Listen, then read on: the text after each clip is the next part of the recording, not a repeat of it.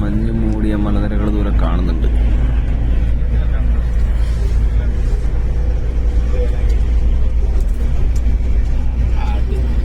അവിടെ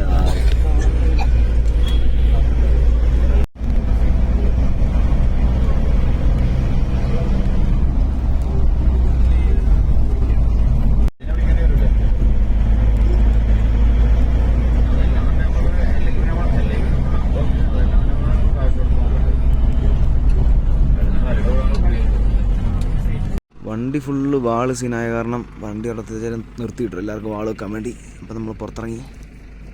അപ്പോൾ ദൂരെയായിട്ടിങ്ങനെ കുറച്ച് മഞ്ഞ് മൂടിയ മലനിരകളൊക്കെ കാണുന്നുണ്ടോ? ഇത് അവിടെ നോക്കാം, അതൊക്കെ അവിടെയൊക്കെ മഞ്ഞുണ്ട് കേട്ടോ. ആ അവിടെ എന്താ പുകയാ എന്തൊക്കെയുണ്ട് എന്തോ. വിവേക് ആ ബ്യൂട്ടി ആസ്വദിക്കുകയാണ്, നേച്ചറിൻ്റെ.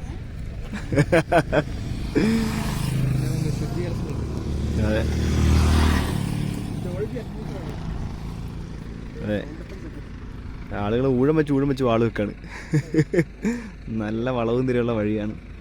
ഞാൻ രാവിലെ 2 തവണ വാള് വെച്ചു. മെഡിസിൻ കഴിച്ചുകൊണ്ടാകുന്നു ഇപ്പം വലിയ പ്രശ്നമില്ലാത്തത്.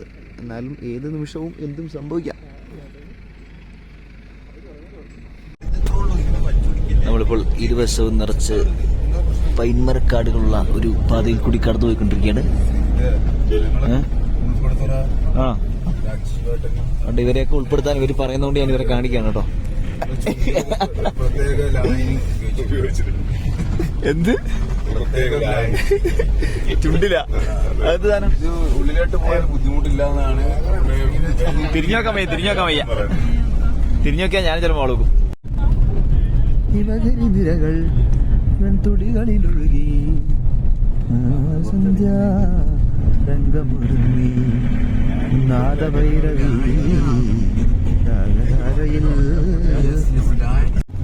ഇരുവശവും പൈൻമരക്കാടുകളാൽ നിബിഡമായ ഒരു വനാന്തരത്തിൽ കൂടിയാണ് നാം ഇപ്പോൾ കടന്നുപോയിക്കൊണ്ടിരിക്കുന്നത്. കുറെ വളവുകളും തിരിവുകളുമുള്ള വഴിയാണ് ഇത്. ഇങ്ങനെ പോയിക്കൊണ്ടിരിക്കുകയാണ്. ഈ സൈഡും പൈൻമരക്കാടാണ്, ആ സൈഡും പൈൻമരക്കാടാണ്. As you can see.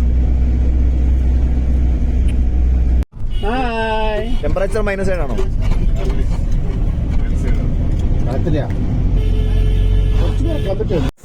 നമ്മുടെ വണ്ടി ഇവിടെ മേലെ റോഡ് നിർത്തിയപ്പോൾ നമ്മൾ താഴെ ഒരു നദിയിലിറങ്ങി വന്നു.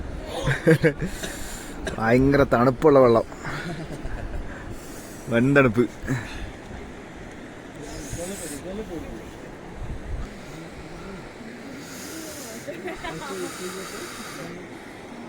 ഒരു ഹിമാലയൻ നദി.